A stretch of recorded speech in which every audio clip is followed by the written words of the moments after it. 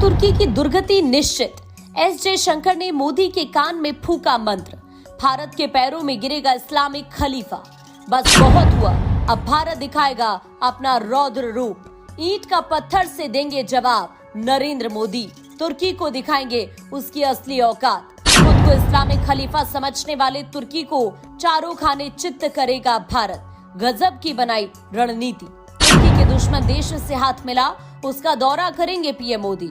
अब पाकिस्तान को भी आएगी उसकी नानी याद। पाकिस्तान के साथ मिलकर कश्मीर का राग अलापने वाले तुर्की को उसी की भाषा में मोदी देंगे जवाब, दुखती नस पर रखेंगे हाथ। दुश्मन का दुश्मन दोस्त होता है।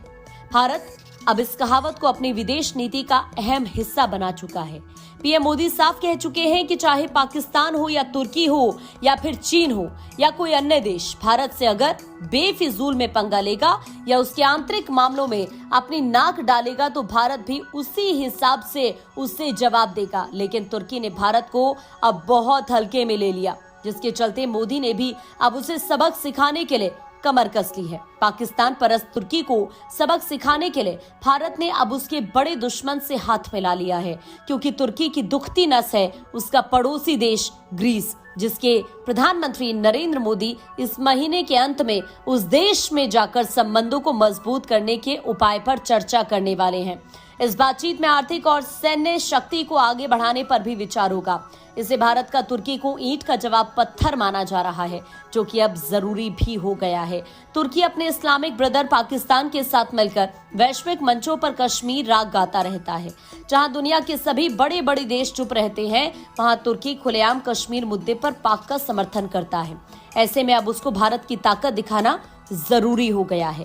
आपको बता दें कि तुर्की और ग्रीस की समुद्री सीमा आपस में मिलती है। दोनों देशों के बीच भूमध्य सागर में मौजूद द्वीपों को लेकर लंबे समय से विवाद बना हुआ है। इन द्वीपों पर लंबे समय से ग्रीस का कब्जा रहा है।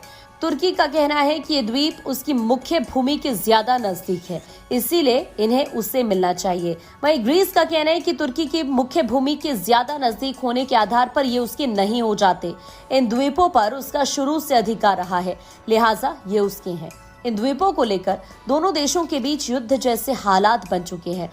साल 2022 में दोनों देश इस मुद्दे पर आमने सामने आ गए थे, लेकिन तब फ्रांस ने बीच बचाव कर मामला शांत करवा दिया था। हालांकि इसके बावजूद दोनों देशों के बीच जंग की चिंगारी अंदर ही अंदर जल रही है, जो किसी भी दिन फूट सकती है, जिस पर भारत भी अपनी मौजूदगी पर मुहर लगाएगा और ये दावा करेगा कि अगर ग्रीस को भारत की जरूरत पड़ती है तो वो उसके साथ खड़ा है। अपने ड्रोन S-400 और दूसरे हथियारों के बल पर खुद को शक्तिशाली बनाने में लगा हुआ है। वहीं ग्रीस भी तुर्की के खतरे को देखते हुए फ्रांस से रफाल विमान समेत अन्य खतरनाक हथियार खरीद रहा है। तुर्की इन दिनों सऊदी अरब को पीछे छोड़कर पूरी दुनिया में इस्लाम का खलीफा बनने के लिए भी हाथ पैर मार रहा है। अपनी इसी सोच के तहत वो पिछले कई सालों से पाकिस्तान कश्मीर मुद्दे पर अंधा समर्थन दे रहा है। इतना ही नहीं, वो पाकिस्तान को हथियारबंद ड्रोन, मिसाइल डिफेंस सिस्टम समेत कई खतरनाक हथियार भी डिलीवर कर रहा है। वो अपनी मीडिया के जरिए जब तब भारत के अंदरूनी मुद्दों में भी दखल देने में लगा हुआ है। बिन बुलाए बाराती की तरह व्यवहार कर रहे तुर्की को अब भारत उसी की भाषा में जवाब देने के मूड में आ चुका है। विदेश मंत्री एस जयशंकर साल 2021 में ग्रीस यात्रा पर पहुंचे थे। इस दौरान उन्होंने पीएम नरेंद्र मोदी की यात्रा का माहौल तैयार किया। अब करीब 40 साल बाद ग्रीस में पहली बार भारतीय प्रधानमंत्री की यात्रा होने वाली है। इससे पहले साल 1983 में तत्कालीन पीएम इंदिरा गांधी ने ग्रीस का दौरा किया था। पीएम मोदी इस महीने के आखिर में ब्रिक्स समिट के लिए दक्षिण अफ्रीका जा रहे हैं। वहां से वापसी के दौरान वो ग्रीस जा सकते हैं। उनका वहां जाना तुर्की के लिए भारत का बहुत बड़ा संदेश होगा कि वो अब भी संभल जाएं, वरना भारत के तरकश में अब भी बहुत सारे तीर हैं, जिन्हें वो एक एक करके निकालना शुरू कर दे तो तुर्की के लिए हालात संभालने बहुत मुश्किल हो जाएंगे।